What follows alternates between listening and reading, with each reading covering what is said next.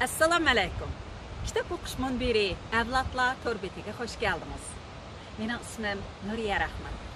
Bugun kitap o'qishdan ilgari sizlarni bizning Verko'ran degan kentdan eqib tushadigan bir shoqiratma bor. Shu yerga boshlab o'piraman. Bu shoqiratmaning ismi G'ishi.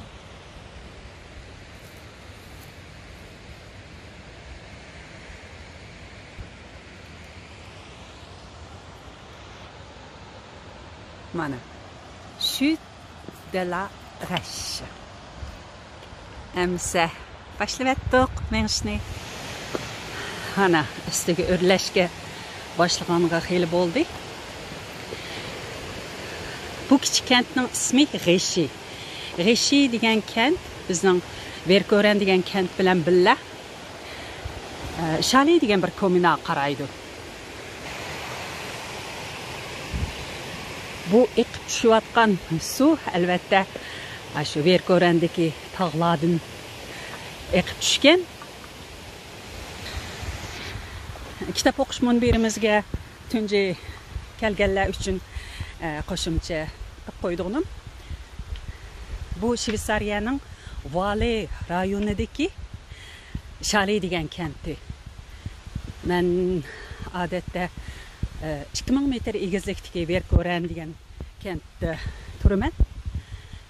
Bugun pastga tushib, shu G'ishi degan kichik kentdan ustidagi shoqiratmagacha bo'lgan manzaralarni bir haqir tatib,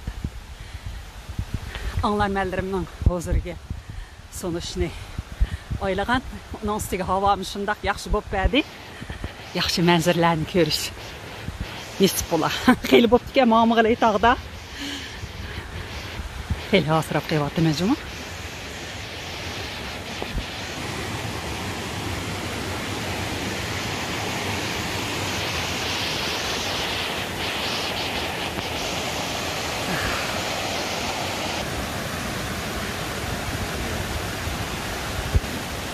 Ma ovozlarni anglab Ürümçideki ve Yango'yun Ahtallık Cılgıdaki vaxtlarım isim geldi.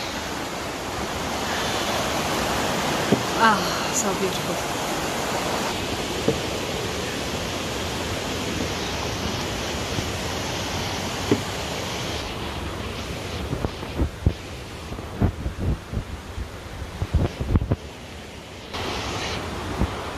Bu yollar mana shundoq tor ham tik. Bir yillar Ürümchiga borgan vaqtimda Bog'da ko'lininki yo'llarini butunlay semotlaq tog' yo'lini demoqchiman. Ustiga chiqishcha palampaylik bir bilan tayyorlab qo'yib ekan. Bütün ash tabiiylikni yo'qotgan.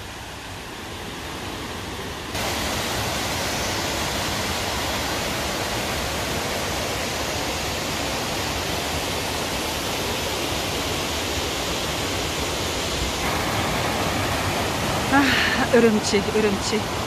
Rajatmi sığındım Ürümçemni.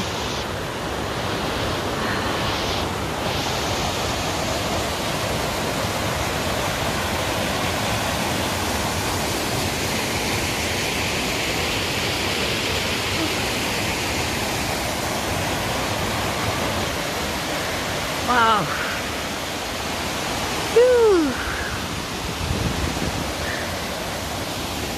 Şundak çırayla farkettiğini küçük ettik.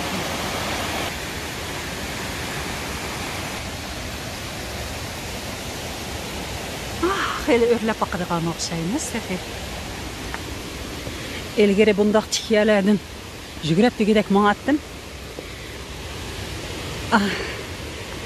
Çıkınca aydım qar teyilğanda tizim zəximlenip. Hazır nayti. Dikkat bilen mağmasam. Olmaydigan bo'lib qapti.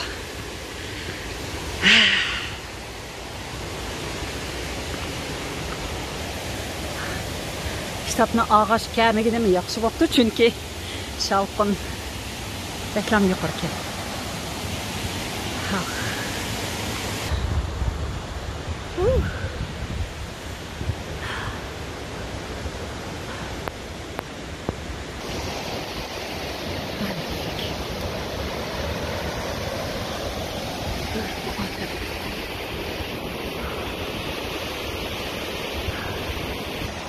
Mana kelib qoldik. Azroq o'rlasak yetib qolamiz. Mana yetib keldik. Vah, nima degan go'zal.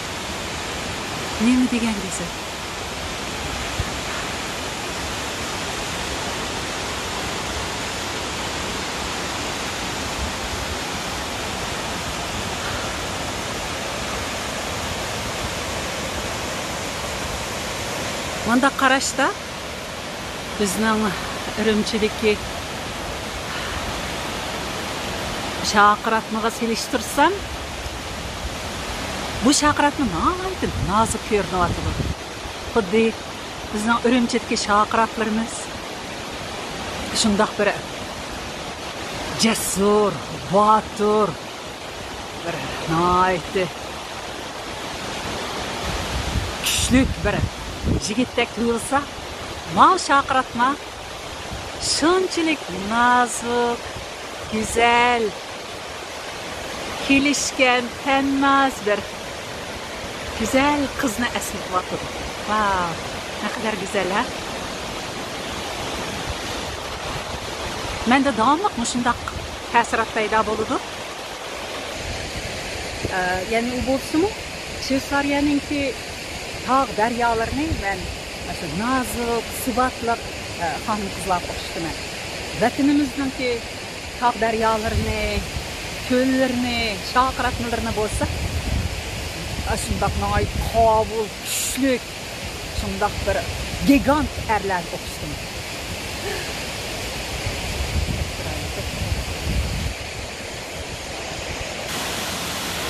Yeniga baray desem, sen bir yapıvatın. Yeni biraz tırışık görey.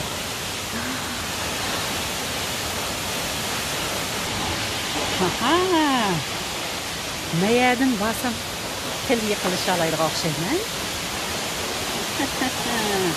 Bu yer ben ki bakmagan ilgiri. Kimci ketim kelişim. Wow. Güzellikmi. Mana neye bilen çizsem, del təskilik var dikenden, dikinsel teyli qaqken, dikkat qısam boğar et.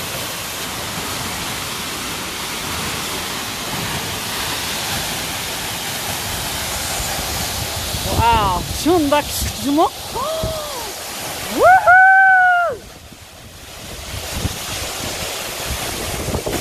No. Ters çek. Yine de çeparam ben. Wow, Allah atam size avazdır ne? Yuhuu! Wow.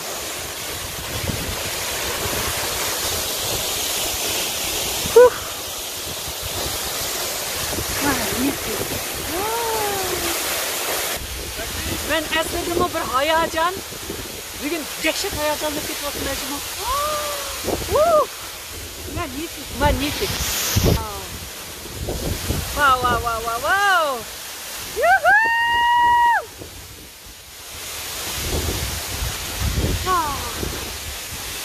Yine çıkıp geldim. Hem de çokum azrak tutuşum gerek suydum. Pişmesem olmaydı. Ama xuddi yağmur yaqqandek tushibmi? Yo'lga ketdim.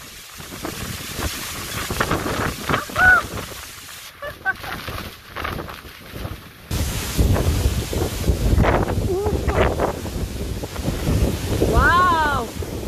Yuhuu! Wow! Ay! İnşallah. Hamburg'dan Zahraman Osmani arzu qilmaydi. Haqiqatan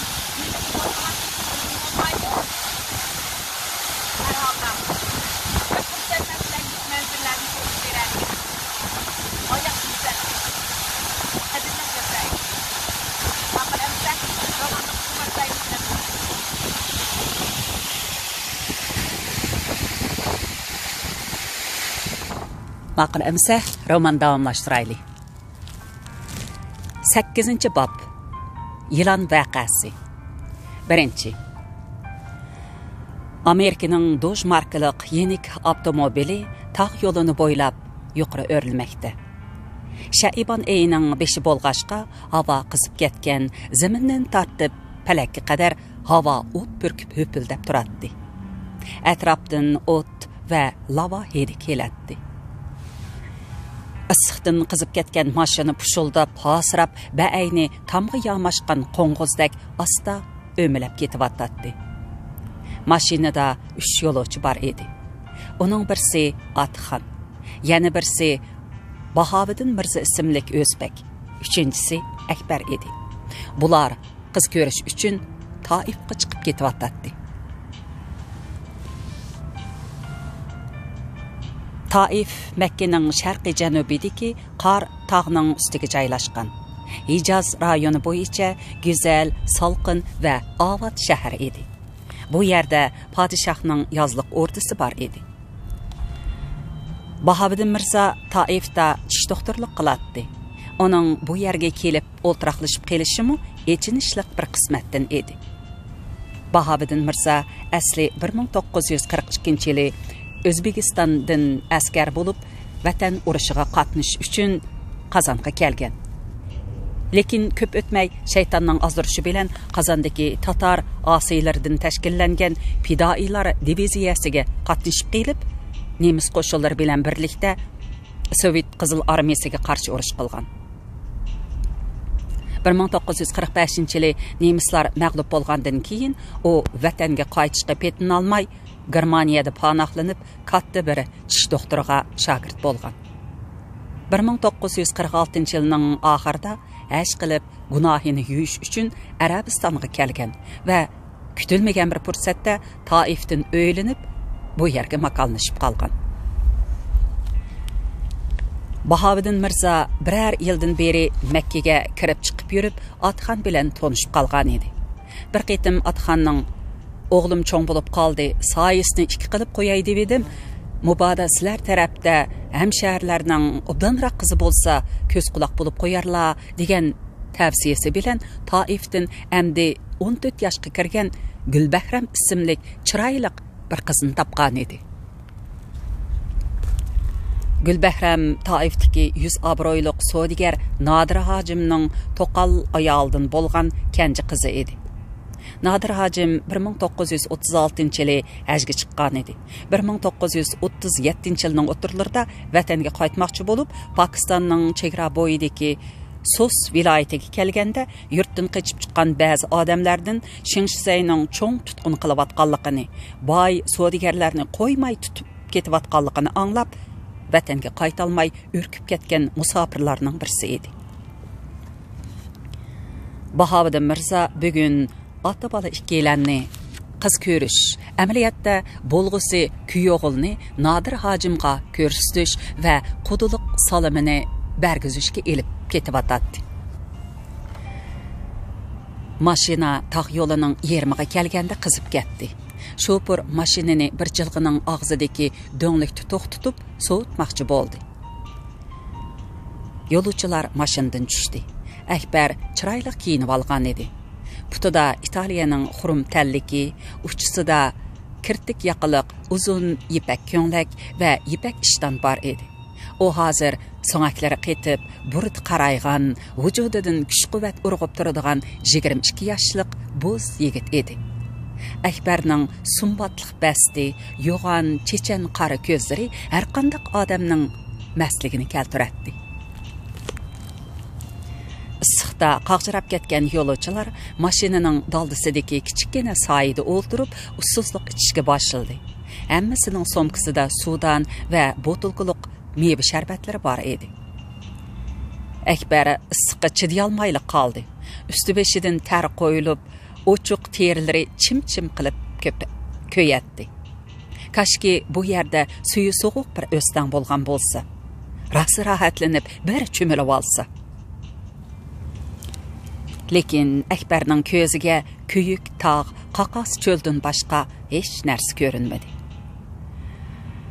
Ah, Xudo, bu yerlarni qandoq yaratib qo'ygan bo'lgayding? Bu sening qahringmi yoki mehrongmi?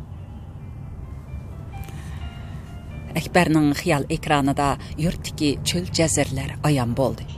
Gerçi o yerlerdeki çöl cazirler mi bu yerdekiga o'xshash qurg'oq, ko'rimsiz bo'lsa-mu, lekin u yerlarda shaptul chechik rangida gul echiladigan yantoq, seriq chechaklik eshak qumushi, chakanda, yulg'un, besilg'oq, yavikandir qatorliq rang-garang o'simliklar o'sib, hayotlikdan, yeshillikdan derak beradi.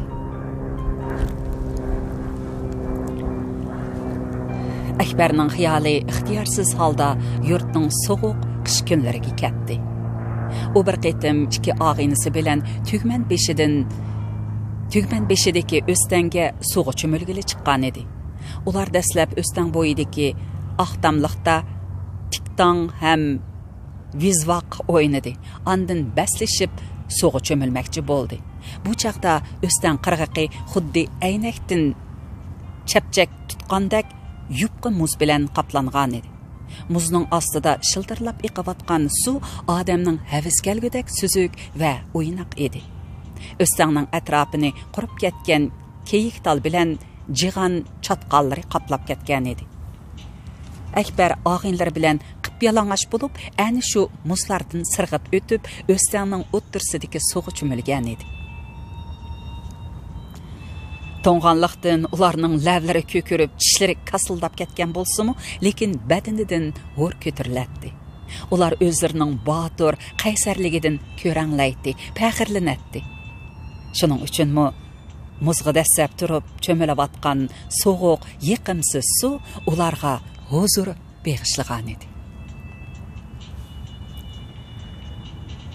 Akbarning xiyolidagi salqin, rahat tuyg'usini yon tarafdagi jilg'adan tuyuqsiz chiqib kelgan 25 yoshlar chamisidagi bir sahroliq yigit bo'lib o'tdi.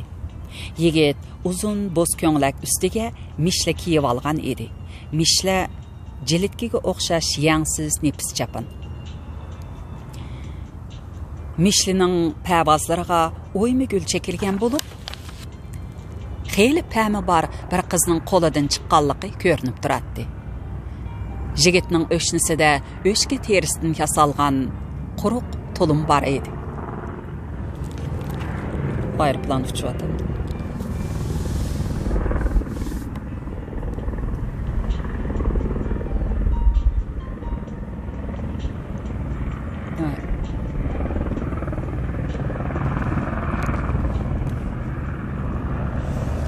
Ovoz xil kuchlikan tik uchar aeroplanning. U mashinani ko'rib, udul yo'lovchilar tarafga keldi va muloyimlik bilan salom berib, ulardan bir oz suv berishni o'tindi.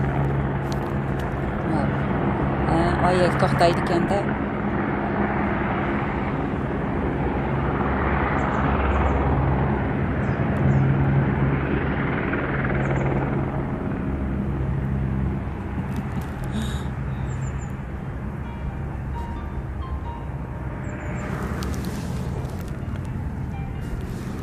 Sal turib ko'rsib qo'yay paslarni.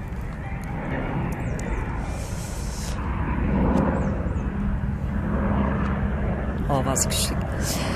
Lekin shopir do'qilgandek ko'rmadingmi yigit? Suv bo'lsa mashinaning ko'tini do'ngga qartib, o'zimiz issiq yeb o'tiramdiq, dedi. Bahobiddin Mirza yigitga qiziqdi va uningdan so'radi. Isming nima? Qusay, dedi yigit issiqdan yalqinjab terlab ketgan yuzini eritib turib. Savol javob davomlashdi. Qayerda turibsan? Oshu jilg'ining ichida. U yerda qancha oila bor? 5 oila bor. U yerda nima ish qilasizlar? Chorva boqimiz, yana ancha-muncha teriqchilikmi qilamiz? U yerda suv yo'qmi? Yo'q. Sizlar nima ichsizlar? Yağmur yoqqanda yağmur suvlarini yig'ib olamiz. Suv tugisa, sizlarga o'xshash yo'lovchilardan suv so'rab ichimiz. U yerdan ko'chib ketsanglar bo'lmamdi? Shu emasmi? dedi shopir Bahobiddin Mirzaning bu so'zini quvvatlab. Zaymiga ko'chib ketsanglar bo'ladi.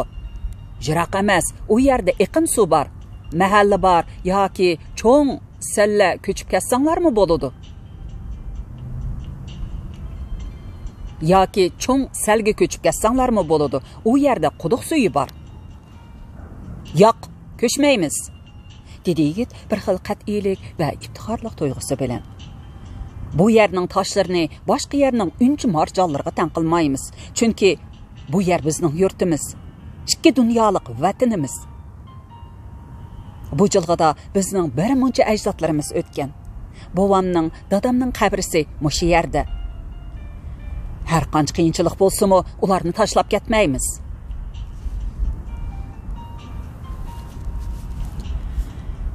Yigitning so'zi go'yo inchki talchibiq bilan ularning yuragiga savg'andek, ish musofir yo'lovchiga qattiq ta'sir qildi. Ular ko'nglining qat-qetig'i o'rnab ketgan hijron azobini, yurt dardini bir yo'li chiqarmoqchi bo'lgandek, nafsini to'ldirib, ulug' kichiktindi va cho'nqur xo'rsinib qo'ydi.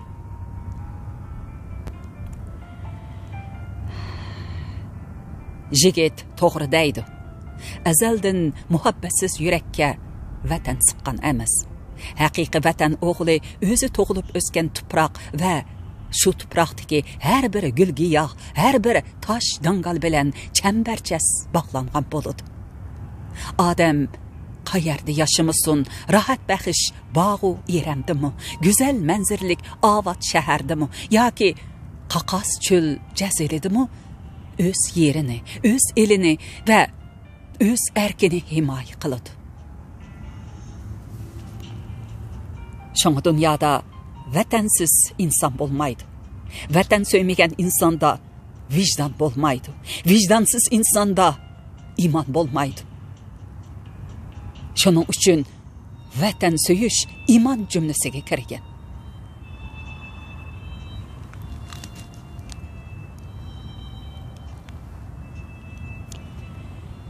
Mashina yana yo'lga tushdi. Ular meniş altida Qusayga Sudandagi suv bilan meyve sharbatlarini berdi. Chunki uning so'zi, ruhi hammalarni ta'sirlantirgan edi. Shu ta'sir bilan hayajonlanib qolgan Bahoviddin Mirza ketib etib hamrohlarga mundoq dedi. Sen söygen narsa seni yaratdı degan hikmat rost ekan. Vatan bizni yaratdi. Dilimizni, tilimizni yaratdi. Har qanday odamning o'z xalqini, o'z yurtini söyleşi tabiiy ekan. Men uchun Namanganning munbat, havoliq tog' daryolari go'zal bo'lganidek, sizlar uchun Qashqariyaning shirin shekar mevalik bog'varonlari go'zal. Endi boyqi yigit Qusay uchunmi? Onun uchunmi? Albatta, mushu qaqas tog'chiligidagi tosh tuproqlar bilan salma kaslanchuklar hammadan go'zal. Bayotindan beri ajoyib bir rivoyat esimga kelib qoldi. Dövlət Şah Samarqandi özünün Şairlar Bostani degan asrda mundoq hikoya qilgan. Amir Nasr bin Ahmad Heratga kelganda bu shaharning jannatdek iqlimi amirning ko'ngliga yiqib qoldi. Öz poytaxti Buxara amirning xotirasidan butunlay ko'tarildi. Uning atrofidagi vazirlar, boylar Heratda uzoq turib qolganlaridan ko'ngillarda yurt seg'inishi uyg'onib bearam bo'lishdi. Lekin hech qanday tadbir bilan amirni Buxaraga qaytishga ko'ndira olmaydi. Shuning bilan oxir ular ustoz Rodakidan o'tinib amirning ko'nglida Buxaraga qaytish zo'qini uyg'otib berishni so'radi. Bir kuni amir to'satdan Buxara ne'matlarini va u yerning sop havosini tilga elib qoldi. Shu chaqda ustoz Rodaki bir necha kun burun yezib qo'ygan bir qasidini qo'liga elib o'qidi. Mo'liyan hidi buyan kelmakdadir, yotqa yori mehribon kelmakdadir. Gar dag'aldur, onchayin omul qumi, likmayin ipak simon kelmakdadir. Garcha kangdur, onchayin jayhun suyi, ot belidin bi ziyon kelmakdadir. Ey Buxara, şad bolup təzimgi çıx, çünki padişah mehman gəlməkdədir. Ay əgər bolsa əmir, Buxara asman, ay çıxıb asman taman gəlməkdədir. Səvri əgər bolsa əmir, Buxara bostan, səvri bugün bostan taman gəlməkdədir. Qəsidə vətən haqqıda, onun bir belgisi bolğan Buxara şəhrini kesib aqıdığan Molyan dəryası haqqıda idi. Eytilishicha, bu qasida Amirning ko'nglida muzlab yotgan vatan mehrini uyg'otayotganlikdan u hatto o'tkinimi kiymay Buxoroga jo'nigan. Bahoviddin Mirzo hikoyasini to'xtatib, birdam shukkida o'ltirib qoldi. Uning chiroyi tatirib, og'zi umcharab qolgan edi. Munga to'lgan ko'zlaridan bir xil ishki azobning istiroblik sho'lisi alanga etdi. Bir ozdan keyin u xuddi o'ziga o'zi so'zlagandek miskin ovozda so'zini davom qildi. Bu dunyoda vatansizlikdan ig'ir dard yo'q ekan. Menda hozir pul desi bor, nom desi bor. Qo'limni naga so'zsam yetadi. Naga borg'im kelsa bora olayman. Nurg'un esil yerlarni ko'rdim. Zamonaviy shaharlarda turdim, lekin o'zim tug'ilib o'sgan shu loy kesaklik uy, shu chong to'piliq mahalla, shu o'stan, shu daraxt va shu so'qmoq yo'llar bir kunmi esimdan ko'tarilgani yo'q. Uning dardi yuragimga o'rnab ketdi. Har qancha qilibmi bu dardni yengolmadim. Mening keyingi umrim mana shu dard bilan yoqi yurtda o'tib ketadigan o'xshaydi.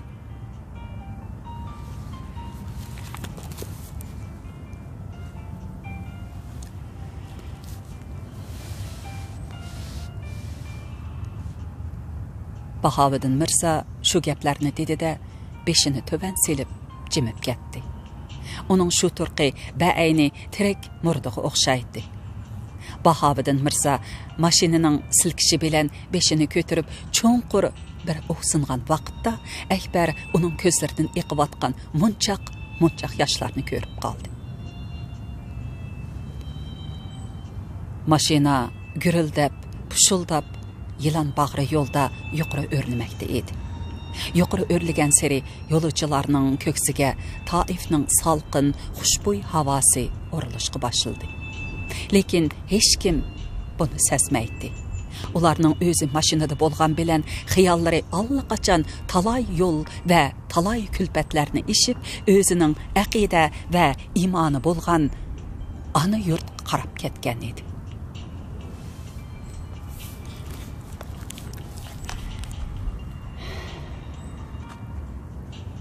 Ikkinchi, Suhayba xeyli jur'atlik, qo'rqimsiz ayol edi. Lekin o'g'li tug'ilib, qachonki heliqi ish yuz berdi, shuningdan boshlab yurak oldi bo'lib qoldi. Kichikkina shapini anglasa cho'chib, andikib ketadi. O'g'li Elimshoning 7 oylik bo'lgan vaqti edi. Namoz asrdan keyin uni emitib, o'moq sabiy chiroyiga mahliya bo'lib o'ltirganda yenik bir shapi anglanib, uning diqqatini bo'ldi. Uning bosh tarafida bir narsa shipirlagandek qiladi. Suhayba asta beshini ko'tarib ustiga qaradi. Qaradi-yu, ko'zlari chakchiyib, yuragi og'ziga qaplashgandek bo'ldi. Suhayba yo'linib o'ltirgan tomning to'g'risqa tutashgan yerida bir so'yam uzunliqdagi bir kaslanchuk tomga chaplashib turadi. Uning uzun quyruqi, surli ko'zi va batbashira talati odamning tenini shirkandiradi. Suhayba burun Salma, kaslanchuk degandek ismlarni anglagan bo'lsa-mu, lekin ko'rib baxmagan edi. Uning kichikina bir maxluq bo'lsa-mu, lekin bu darajada surlik va jirginishlik ekanligini o'ylab baxmagan edi. Suhayba qo'rqqanidan demini ichiga yutib, o'g'lini bag'riga mahkam tongdi. Go'yo u narsa hozir etilib tushib, o'g'liga ziyon zahmat yetkazgandek aloqsadi bo'lib ketgan edi. Suhayba ikkinchi qitim yuraksizlik bilan beshini ko'tarib, ko'zining quyrug'ida qaraganda Kaslanchuk g'irqirab mengib panjaraga yiqilishib qolgan edi. Kaslanchuk panjaraning yeniga kelib, yana to'xtadi. Quyruqini dingaytdi, beshini tez-tez harakatlantirib, uyoq bu yoqqa qaradi. Suhayba qo'rqinch ichida uning harakatlarini kuzatgach, panjaraga qaradi.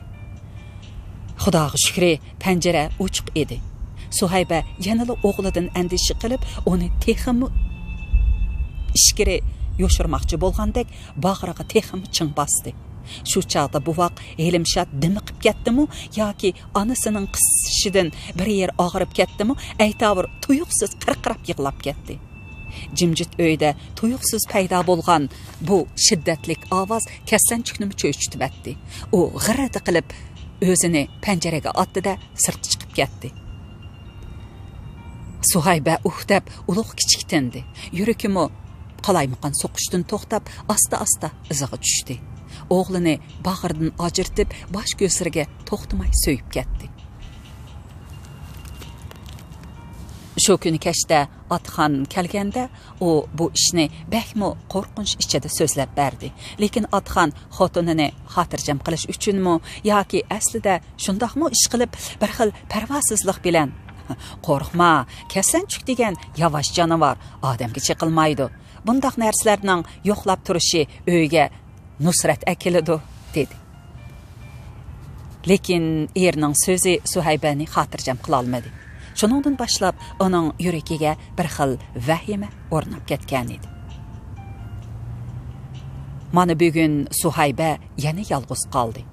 Atxon bilan Akbar Taifga manganda, endi oyig'i chiqqan o'g'li ularning orqasidan o'ylig'icha taytanglab chiqib agashgan edi. Atxon uni qo'liga elib so'yib qo'yib, 3-4 kunda kelimiz, anangga obdan hamroh bo'l ha deb chiqib ketgan edi. Bu kecha Suhaybaning zodili uyqusi kelmadi. Necha oy burunqi ashu ish yana ko'z oldiga kelib elib, so'r besib ketadi. Yenida pushuldab uxlayotgan o'g'lini turib qo'yniga solab chin quchoqlab oladi. Suhayba atsi bakmo harg'in ruhsiz o'rnidan turdi. Tushkichi bo'lgan vaqtni ilang-silang o'tkazdi. Tushlik tomoqdan keyin Helimshoni sagunchakka selib uxlatib, andin o'zimi azroq aram olmoqchi bo'ldi. Sagunchakka bo'langan Helimsho yangidan yangi qiliq chiqarib, o'zicha bir narsalarni go'ngrab, texcha uxlamagan edi. Suhayba uni larson tavritib, uyning to'nglikidan tushib turgan yo'p-yo'riq nurga qarag'inicha arabcha allay naqshisini g'ingshib o'ltiradi. Nuri uning ko'ziga dastlab oqqush, keyin Hasan Husandek rangdor ko'rindi. Ondan xuddi birsi qo'li bilan uni chalg'itgandek tavrinishga, midirlashga boshladi. Suhayba hayron bo'lib ko'zini yo'g'on ochdi va zehnini yig'ib, to'nglikka diqqat bilan qaradi. Suhayba ko'ziga ishonmay qoldi, chunki to'nglikdan qiypash tushayotgan nur rostini midirlab, ranglanib, g'alit bir narsaga aylanib o'tadi. G'alati narsa oxir nurdan ajrilib, o'zining asli qiyofatini ko'rsatdi. Bu to'nglikdan asta sangilab tushayotgan bir g'ulaç uzunliqdagi zaharlik chor yilon edi. Suhaybaning qo'lida jon qolmadi. Ko'z chanoqidan chiqib ketgudek chakchiyib ketdi. Qo'rqish ham vahimadan yuragi to'xtab, badani muzlagandek holga kelib qoldi. Agar u yolg'iz bo'lgan bo'lsa, shu turqida o'ltirib hushidan ketgan bo'ladi. Lekin o'g'li uni esiga keltirdi. Suhayba ajoyib bir ilohiy kuch bilan o'rnidan chachrab turdi va sagunchakdagi bolani yulib elib o'zini hoyliga otdi. Uning hoylada turib chirqiragan dahshatlik ovozi qo'shni qulumlarni cho'chitib atdi. Bir necha aylan hoyliga yugurib kirdi. Bu chaqda yilonmi to'nglikdan sangilab uyga tushib bo'lgan edi. Aradan 30 yoshlik bir odam uyga chachrab kirib, yo'g'on tog'ar bilan yilonni bosmoqda bo'ldi. Qolganlar tayoq kaltaklar bilan urib, yilonni o'ltirib etdi.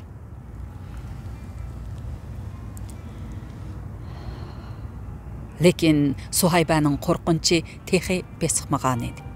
Көз алдыда yüz bergen bu dehşetli ko'rinishdan bechora juvan xuddi soğuq kechida yomg'irda qolgan tomuchuqdek g'al-g'al titraydi. Uni bir ayol qo'shnisi uyga akirib ketdi. U yaşangan tecrübelik ayol edi. Qizim, hargiz qo'rqmang, dedi u Suhaybaning ko'nglini tinchitishga urinib. Allah'ın kudreti bilen Yusuf aleyhisselam quduq içidin, Daniel aleyhisselam şir ovusidin qutulup qalgandek, sizmi bu balayı afettin qutulup qaldınız. Endi hiç iş bolmaydı. Atxan qaytib kelgende to'nglikka sim tor bekitib, tamning araçlarını etivesse hemme iş tugaydi.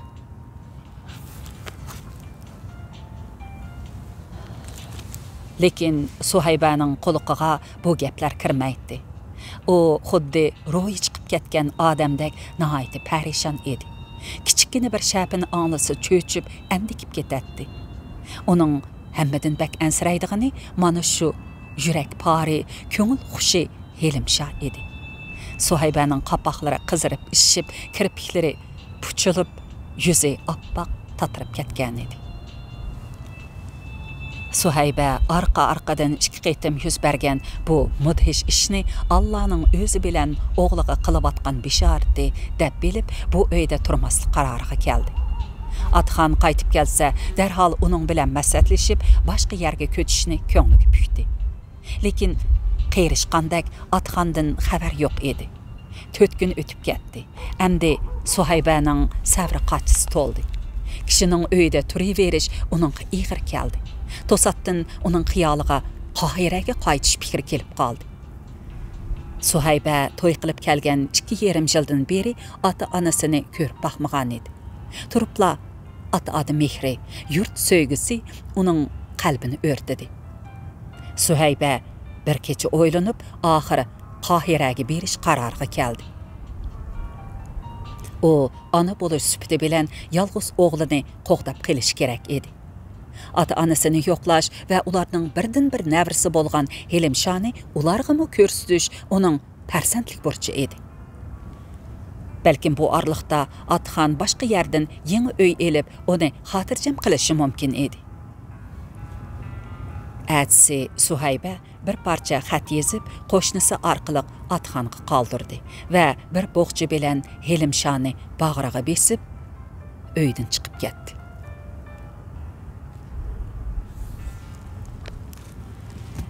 Üçüncü.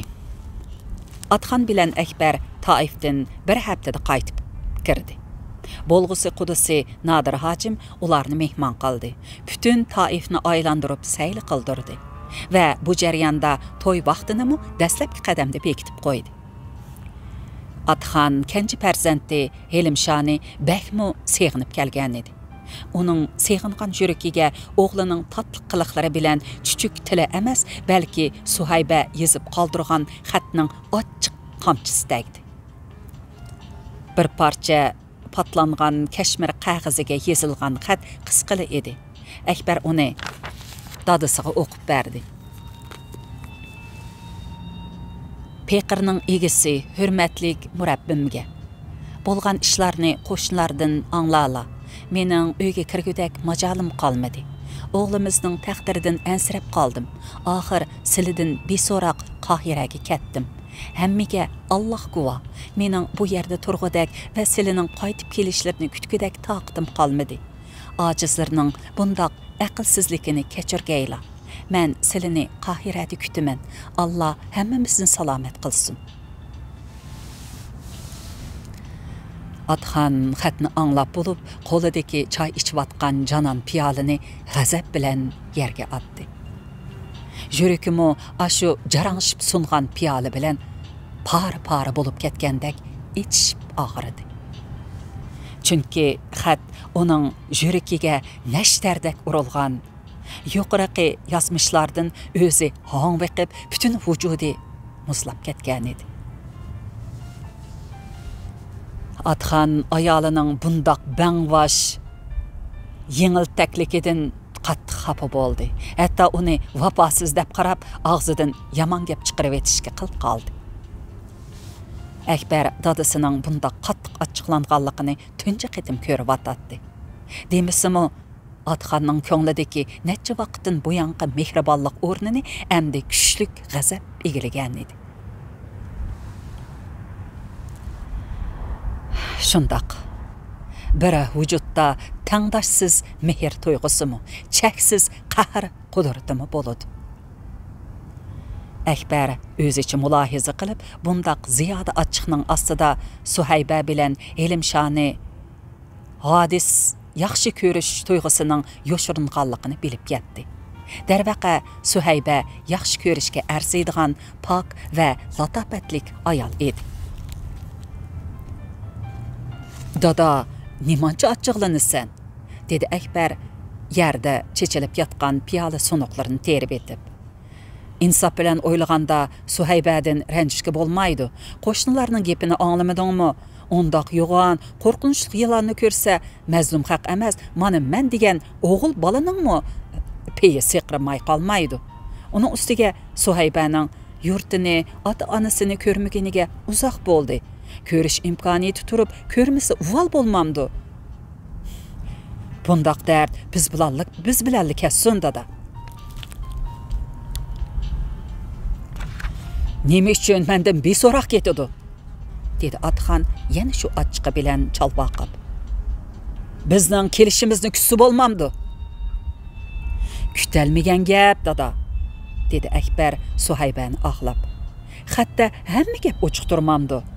Sen hamisha shirni yengan botir emas, ochiqni yengan botir deytding. Bugun bu gap o'z beshingga keldi. Ochiqingni besib o'ylab baq dada. Akbarning gapi ta'sir qildimi yoki so'zlab ochiqi ketdimi?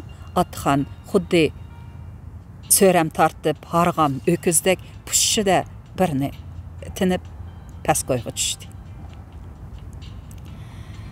Hayır, dedi u oxir o'zini o'zi baslab. Salomat borsizlar mayligu. Salomat bormaydigan ish yo'q dada, dedi Akbar dadasining ko'nglidagi ansizlikni bilib. Haramning yenidan mashina kira qilib jiddiga kiradi. Uningdan keyin paraxotga o'ltirib Qohiraga boradi. Ansirma. Hozirgi qatnash ishlari burunqidek mushkul emas dada. Osonlashib ketdi. 10-20 kundan keyin sen berib aklib olsanglar bo'ldi-ku. Men? Atxan yana judun tutqandek go'rkiradi. Men Qohiraga berib qaytirib kelamdi men texi. Undaq ish yo'q. O'zi ketgandan keyin o'zi kelsin. Bo'lmasa ota-onasini emib yotsin.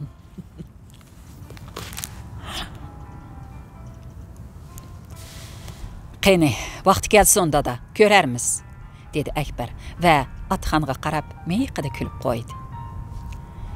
Atsi ota-bola ikkilan uyni o'nglashga tegishlik yerlarni o'ngladi. To'nlikka simtor yepib, aynak jihozi bekitdi. Panjarani cho'ngaytib, deraza o'rnatdi. Tomlarning orqa oldidagi yo'choq arashlarni lay bilan etib, siliq suvidi. Shuning bilan ular o'zlarini kechalari xotirjam yotadigan bo'ldi. Bu arliqda Akbar yana shu do'sti Harisning yordami bilan jiddidagi do'konini setib, Makkaning Mudda deganovat bozoridan bir do'konni setib olib, tijoratini Makkaga yo'tkadi. Bir oydan keyin Akbar bilan Gulbahramning to'yi bo'ldi. Qiz Taifdan mushu uyga ko'chirib kelindi. Atxan satrashliq do'konining bir bulungiga 2 tal sholni qo'yib, shu yerda yetib qopdi. To'yning bo'ldisi, mehmonning keldi-ketisi tugab birer oy o'tganda, Pasar hojim tuyuqsiz Atxanning do'konida paydo bo'lib qoldi. Bu odamning Makka tarafga kelmaganiga birer yil bo'lib qolgan edi. "Qandoq ustam?" dedi u qizg'in salomlashib. "Salomat turvatamla." "Xudoga shukr", dedi Atxanmi salomni ilik elib. "Salomat. Tuproqning ustida turvatimi?" Salam saatdan keyin Pasar hacim Suhaybaning, Elimşaning xabarini yetkazdi. Ağzı tegmey ularni maqtadi. Bolupmu Elimşaning tatlıq qiliqlarini dada deb tovlagan ovozlarini do'rab Atxanning yuragiga o't yiqivatdi. Oxirda Suhaybaning bir parcha xeti bilan Elimşaning yaqinda tartilgan bir parcha ranglik so'rtini berdi. Hatta "Men silini kütüp inəklərim düşüb qalay" dedi. "Sili bolmısları bizge Qahirəmi köngülsüz toyuladı ekan" degan yurak so'zlari yozilgan edi. Atxan o'g'lining so'rtiga qarab qetibli qoldi. Bala shundoq o'maq, sog'lom cho'ng bo'lgan edi. Qariqatdek mo'ldir ko'zlari Atxanga qarab kulib turardi. "Shundoqmi tashlab atgan bormi ustam?" dedi Pasar hacim qayg'andek talaffuzda. "Men xotinlarning qandaq ahvolda ketganligini bildim. Ayol haqningmi ko'nglini tushunmasak bo'lmaydi. Ular har qancha ojiz bo'lsa-mu, lekin farzand uchun eng g'ayur botirlarga aylana oladi. Suhayba o'g'lini o'ylagan, shunga uning ko'ziga hech nima ko'rinmagan. Sili uni kechirmasli bo'lmaydi. Xudo ravo ko'rmaydi." Yaqindan beri Atxan ularni ko'proq o'ylaydigan bo'lib qolgan edi. Bo'libmi qeyraganda topgan kenji o'g'li Elimsha uning ko'ngil maylini tortib ketib atadi. Suhaybamu pat-pat tushiga kirib, uning ko'ngil aromini buzatdi. Shundaq kunlarning birida Atxan kitob o'qib o'ltirib, Muhammad payg'ambarning mundaq bir so'zini ko'rib qoldi. "Sizlar xotinlaringlarning qishig'i beringlar. Chunki sizlar ular uchun xuddi o'zlarining kiyim kechaklariga o'xshash zo'rur. Ularmi sizlar uchun xuddi o'zinglarning kiyim kechaklaridek zo'rur." Bu aqida shu kundan boshlab sadoqatman bir muxlisni intayin qiyin mushkulotga selib qo'ygan edi. Xotinning orqasidan Qahiraga boray desa, erlik g'ururi, takabburligi yo'l qo'ymaydi. Bormay desa, hijron azobi, seg'inish dardi yurakni o'rtaydi. Mana bugun Pasar hacimning tuyuqsiz paydo bo'lib, xat ko'tirib kelishi xuddi Atxanga egiz o'gzidan tushish uchun shot qo'yib bergandek, uni qiyin mushkulotdan qutuldirdi. Qaynotalari Mustafa Söymanmu silining Qahiraga berib, bola chaqi bilan jam bo'lib, bir mazgil dam ilib kelishlarini aytdi, dedi Pasar hacim uni texami qiziqtirib. "Endi barmislari bo'lmas. Ko'nalarmi 40 qotdan melang bo'lsa-mu, yaxshi xotin bo'lmasa bekar" deb to'g'ri aytgan. Qayraganda siliga asqatadigini yana shu Suhayba. Atxan ortiqcha ikkilanib o'ltirmadi. U hozir Akbardan xotirjam edi. Akbar endi o'z yo'lini o'zi tepib mang'alaydi. Bu kunlarda o'zimi do'konda yetib qopib turmushda qiynalib. Shunga Atxan bu yerda tartishqidek hech narsa bo'lmag'achqa Pasar hacimga kaskinli javob berdi. "Bo'ladi hacim, Qahiraga borsam boray. Menga naga borsam baribir to'rt tarafim o'xshashli qibla."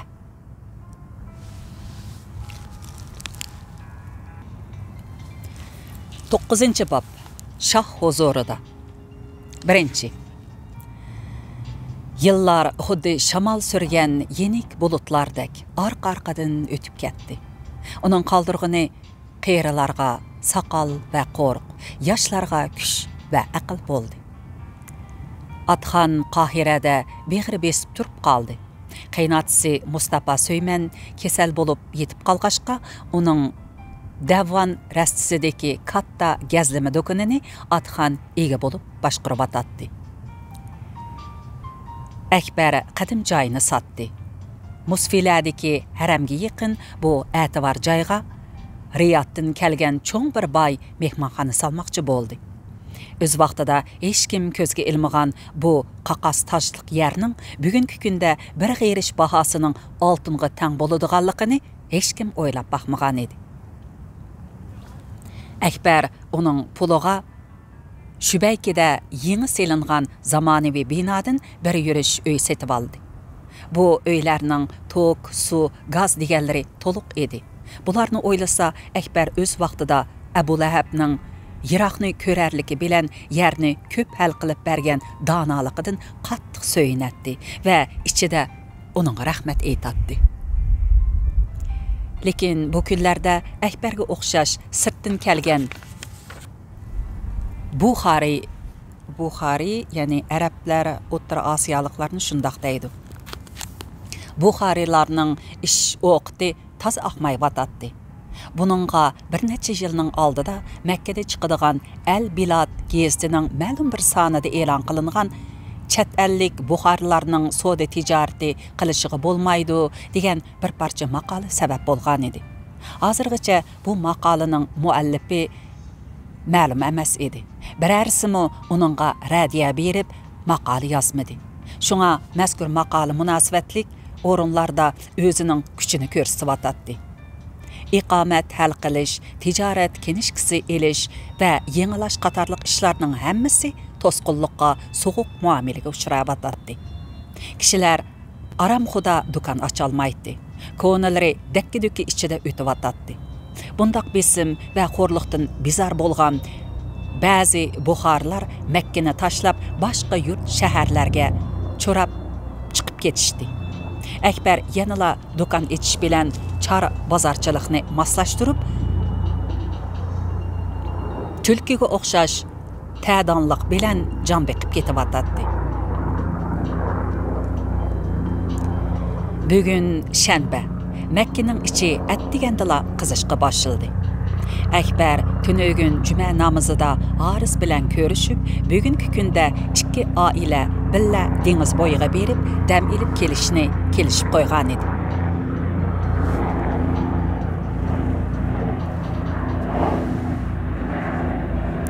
Ular endi nasht qilib bo'lishiga Harisning kichik sayohat mashinasi Akbarning qo'rusi oldiga kelib signal berdi.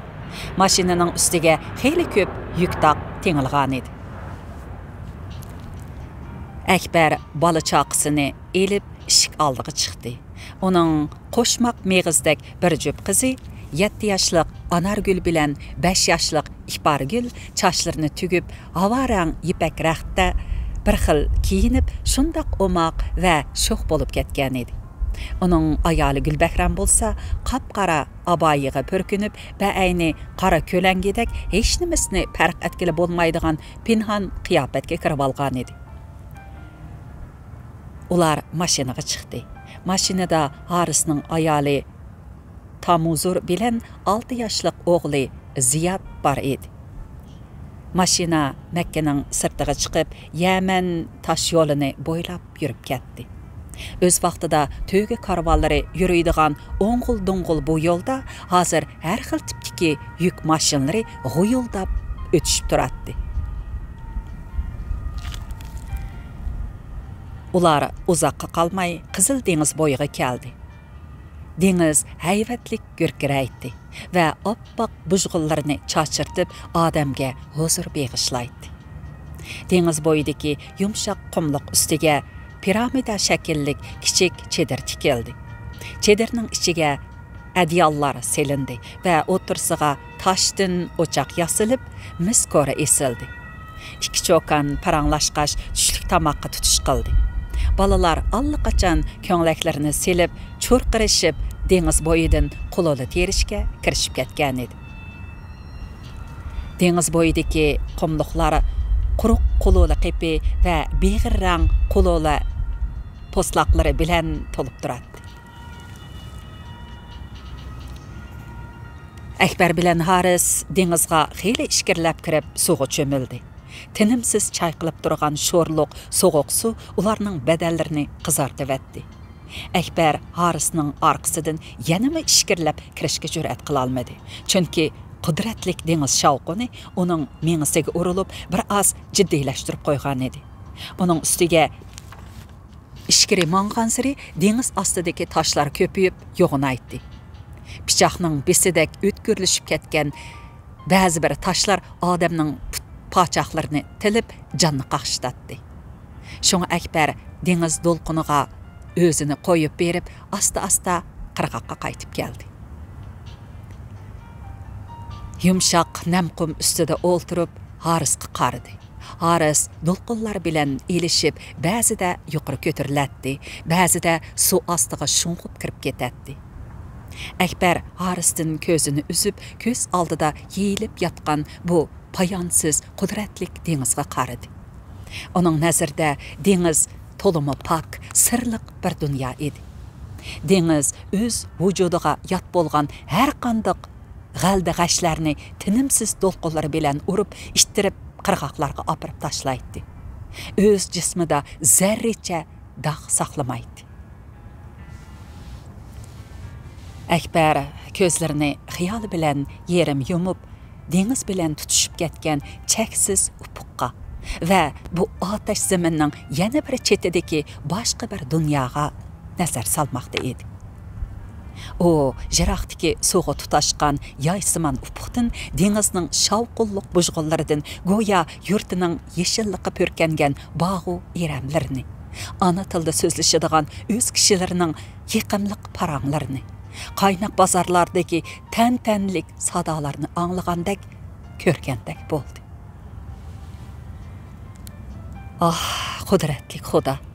Şu turquda bir karamet qilsang, dengizdagi birer biliq xuddi cho'chaklardagidek meni dumbisiga mendirib, ashu Iroqdagi seg'ingan, tashna bo'lgan yurtimga, qayrindoshlarimning qishig'i elib borsa, xo'shallikdan yuraklarim yerilib ketarmi?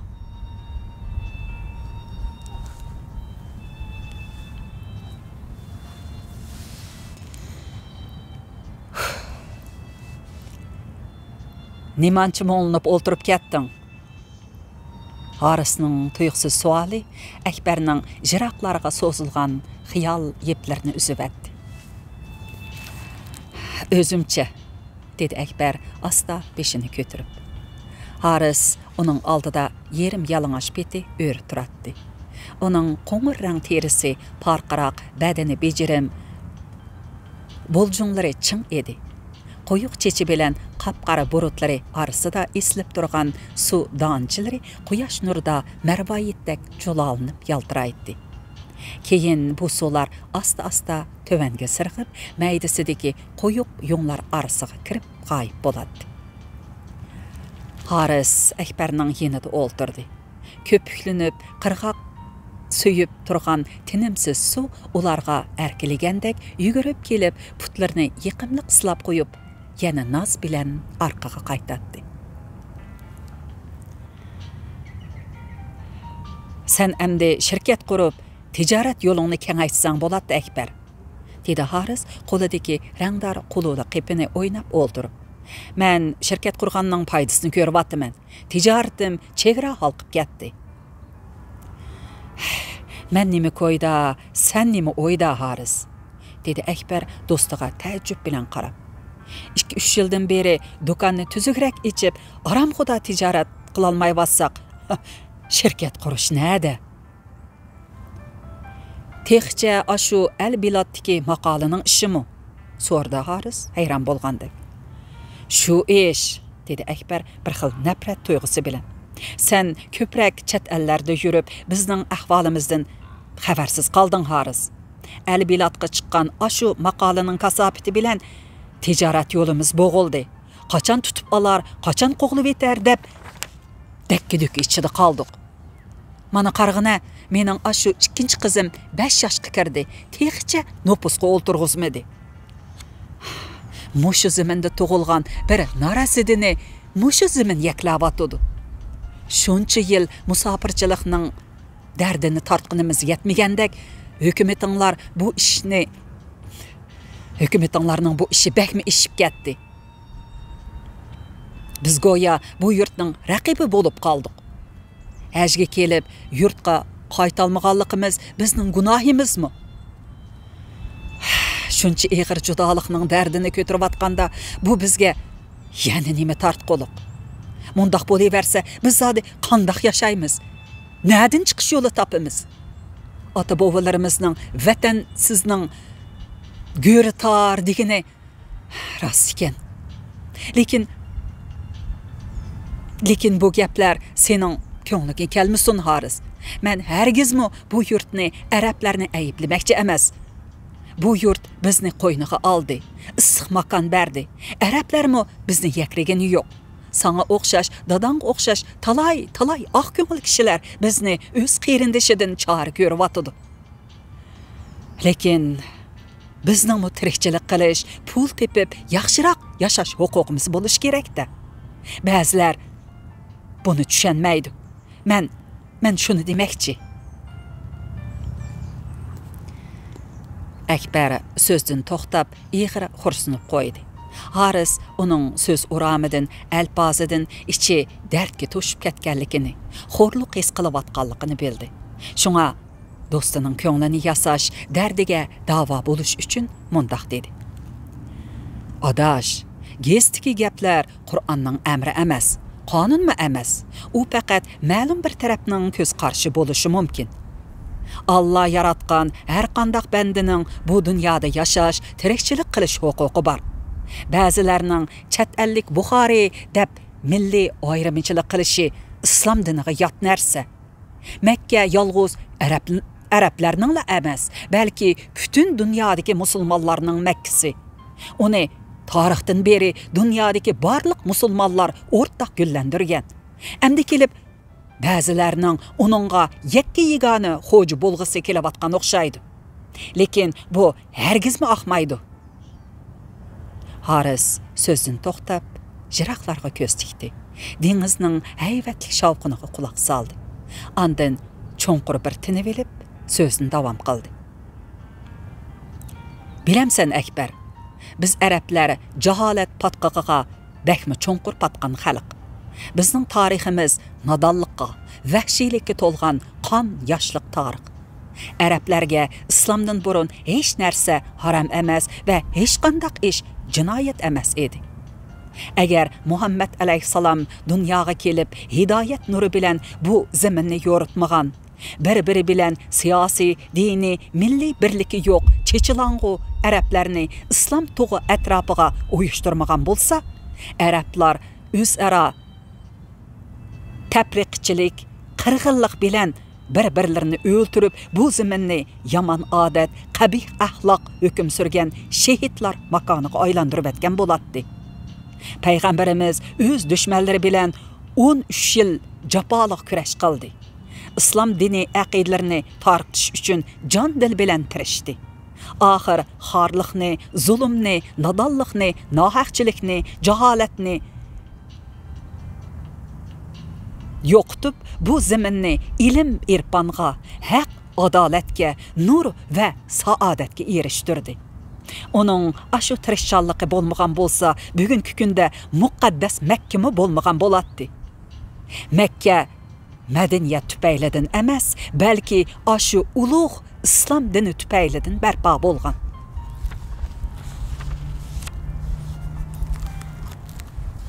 Hozirmi ba'zi odamlarimizning kallasida ashu jaholiyat davrining zaharlik soqindilari tugagani yo'q.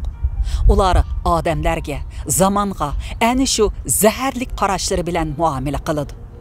Meningcha, al-bilodda chiqqan heliqi muallifsiz maqolimi cho'qim ashqil qarashdagi odamlarning fikri. Men mundaq o'ylayapman. Hozir Faysal Abdul Aziz podshohlik taxtiga chiqdi. Agar bu ishni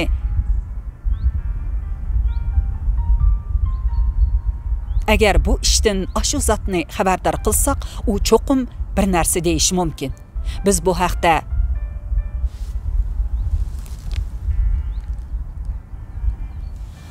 hozirmi ba'zi odamlarimizning kallasida ashu jaholiyat davrining zaharlik soqindilari tugagani yo'q.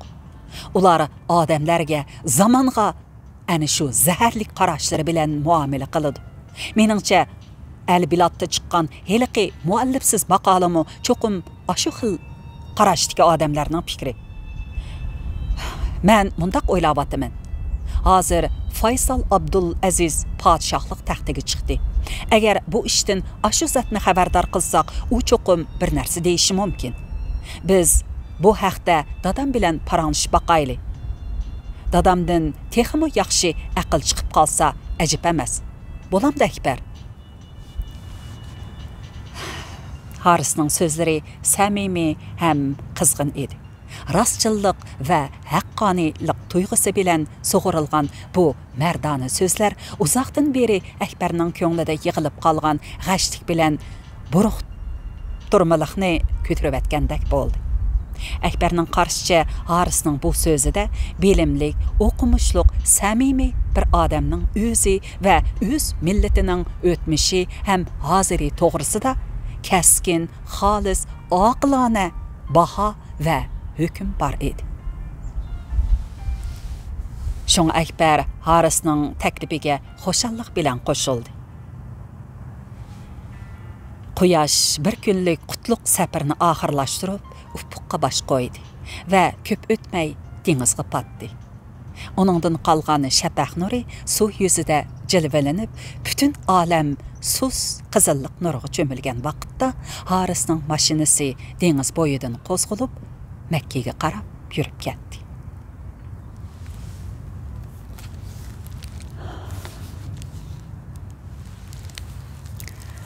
Maqul emsa, bugün muş yergacha o'qib beray.